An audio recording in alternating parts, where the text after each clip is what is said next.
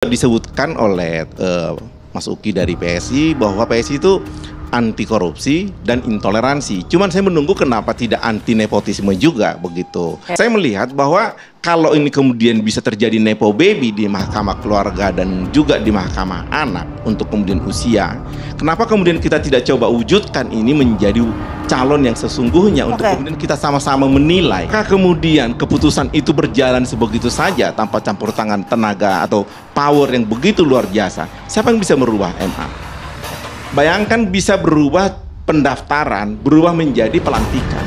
Sebenarnya mau bertanya nih kepada teman-teman Bang Idrus sama Pak Habib, kapan kemudian batas usia dinolkan begitu loh? Karena udah ada beredar foto-foto anak yang dibagikan di sekolahnya. Saya harus menanggapi karena Anda sudah keterlaluan dari tadi.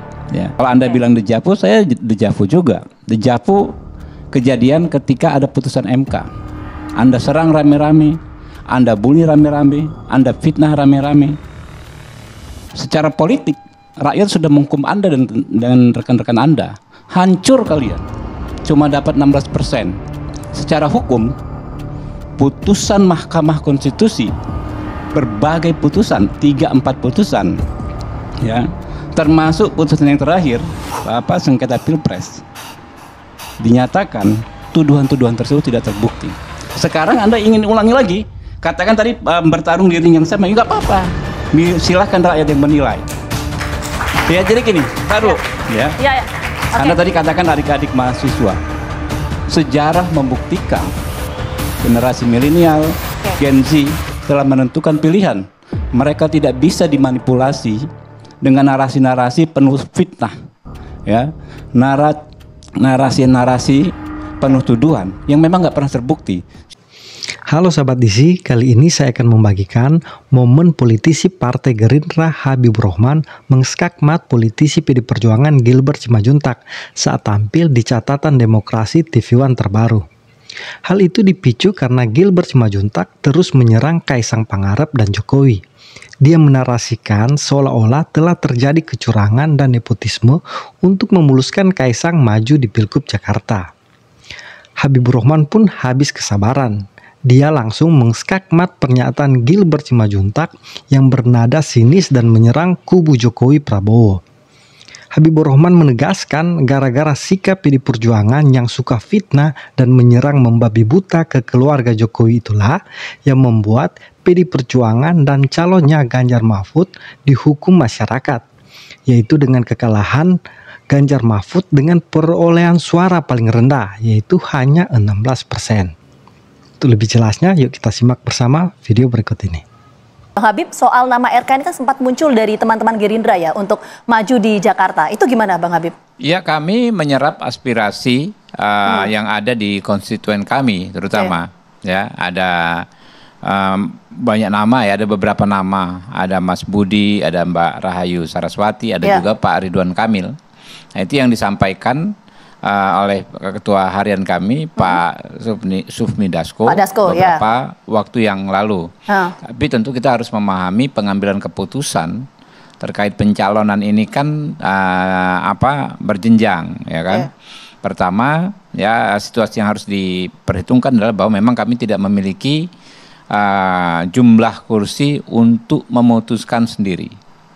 Karena itu siapapun calon yang akan kami dukung, apakah Ridwan Kamil atau siapa saja, harus berbicara dengan partai-partai politik yang lain.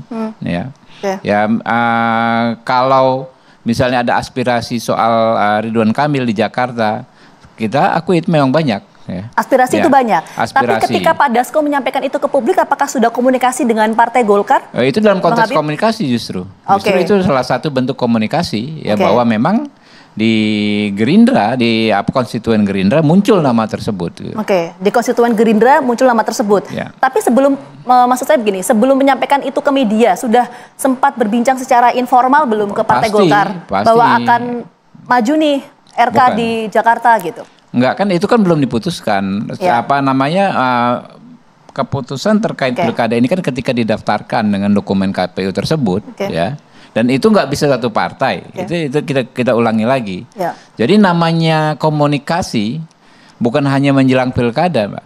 Komunikasi terus berjalan ya, sejak pemilu kemarin nggak pernah berhenti sampai hari ini gitu. Bagaimana kemudian potensi Mas Kaisang ini maju di Pilgub Jakarta? Tanggapan dari PD Perjuangan, Bang Gilbert?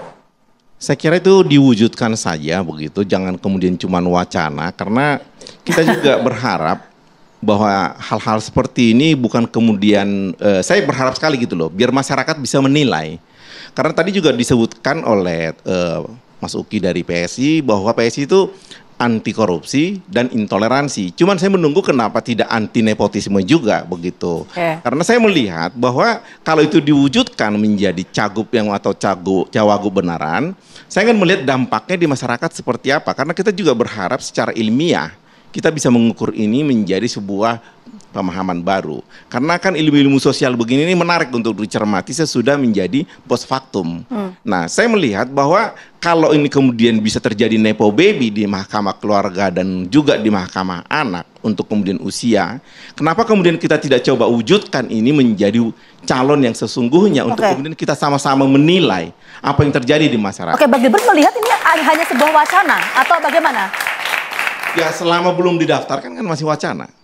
Nah kita jadi tanya. Daftarkan saja. Bang Gilbert masih belum diputuskan di internal soal majunya Mas Kaisang, Bang Gilbert? Ya tentu internal mereka kita tidak campuri dan bahwa kemudian dikatakan tidak ada pendaftaran segala macam. Ini kita bicara politik. Saya kira ada beberapa juga teman yang sudah karatan ya. Bahwa di dalam politik kita tidak pernah menemukan hitam putih, tetapi kemudian kita bisa merasakan baunya, kita bisa merasakan warnanya tanpa terlihat. Itu melalui insting, melalui informasi terbatas dan segala macam. Apakah kemudian keputusan itu berjalan sebegitu saja tanpa campur tangan tenaga atau power yang begitu luar biasa? Siapa yang bisa merubah MA? Bayangkan bisa berubah pendaftaran, berubah menjadi pelantikan. Di mana-mana masuk SD pun bukan usia lulus yang cantumkan, tapi usia pendaftaran. Bagaimana bisa calon wakil gubernur, calon gubernur usia pelantikan, usia lulus yang didaftarkan? Ini saya kira ini mahasiswa juga mempunyai logika yang tidak bisa kita rubah karena mereka ada juga kalangan intelektual. Mereka yang menjadi pangsa pasar untuk isu ini. Apakah mereka menerima hal seperti itu? Apakah mereka mempunyai juga legitimasi untuk mendapatkan itu? Seandainya mereka bukan anak seorang petinggi. Ini sesuatu hal yang kemudian kita mesti lihat. Bahwa kemudian dikatakan kami ini, tidak ini, segala macam. Sekali lagi, politik itu tidak pernah hitam putih. Tetapi kita bisa meraba rasakan, kita bisa mencium baunya, aromanya. Walaupun tidak tanpa aroma. Dan seorang politisi kawakan mengerti itu. Betul ya Pak Idrus ya? Nah, tapi dengan putusan MA ini, PDI Perjuangan meyakini nggak bahwa Mas Kaisang ini akan melenggang di Jakarta 1? Saya tidak dalam posisi itu karena belum didaftarkan. Kalau didaftarkan wacana tadi ya. Kemudian kita yakin kita akan berada di lapangan yang sama. Ini kan pertama-tama bereskan dulu landasannya. Bahwa kemudian kapalnya mau landing atau tidak. Tapi yang penting landasannya sudah dibikin segala macam. Kita semua tahulah dalam hal begini nih. Politik itu juga buat para mahasiswa, ya seperti itulah kondisinya. Tetapi kemudian insting kita akan terbentuk dengan kita sering diskusi, mendengar senior, kemudian juga membaca keadaan. Itu dibentuk. Tidak ada ilmu di dalam politik yang berasal dari buku. Nah tadi kalau Bang Gilbert menyampaikan soal bahwa ya ini kan masih wacana ya, tapi landasan sudah terbentuk. Tapi kan ini ada suara dari teman-teman DKI Jakarta di Jakarta ya, khususnya dari PKB yang mengusulkan ya udah dipasangkan aja misalnya Mas Anies sama Kaisang. Nah itu gimana PDIP melihatnya? Kemarin juga diskusi itu ada, dan saya hadir di situ waktu kemudian teman dari PKB ditanyakan juru bicaranya. Kata mereka itu seloroh, jadi saya juga susah menanggapi karena itu masih seloroh dari Pak Hasbi, Ketua DPW DKI. Kalau diwujudkan baru di sini saatnya kita kemudian berada di lapangan yang sama. Kalau cuma di awang-awang menunggu tanggal 27 Agustus pendaftaran, semua menjadi sumir, menjadi semacam wacana. Tapi kalau misalnya itu kejadian menerima atau enggak PDI Perjuangan? Kan ini kita berandai-andai. Kita tidak dalam posisi menerima atau tidak. Kita dalam posisi kita ada di lapangan yang sama, mari bertarung. Bang Habib langsung ditanggapi tadi pernyataan dari Bang Idrus. Soal tadi ada deadlock antara Partai Gerindra dan juga Golkar. Anda membantah juga Bang Habib? Tadi kan Mas Adi yang menyampaikan itu. Jadi sudah bolak-balik nih Mbak Vita bicaranya. Apa yang saya sampaikan disampaikan juga dengan Bang itu hal yang sama sebetulnya ya, bahwa prosesnya sedang berjalan ya. Tunggu saja nanti putusannya bulan Agustus. Nanti kita tunggu ya sampai Agustus. Silakan singkat. Ya, saya sebenarnya mau bertanya nih kepada teman-teman Bang Idrus, Mas Uki sama Pak Habib. Kapan kemudian batas usia dinolkan begitu loh? Karena udah ada beredar foto-foto anak yang dibagikan di sekolah nih. Ini saya nggak ngerti ini maksud pertanyaannya apa ya. Kalau Anda bicara soal putusan Mahkamah Agung, taruhlah judicial review, saya harus nanggapi karena Anda sudah keterlaluan dari tadi ya. Jadi kita ini dejavu. Kalau Anda bilang dejavu, saya dejavu juga. Dejavu kejadian ketika ada putusan MK. Anda serang rame-rame, Anda bully rame-rame, Anda fitnah rame-rame.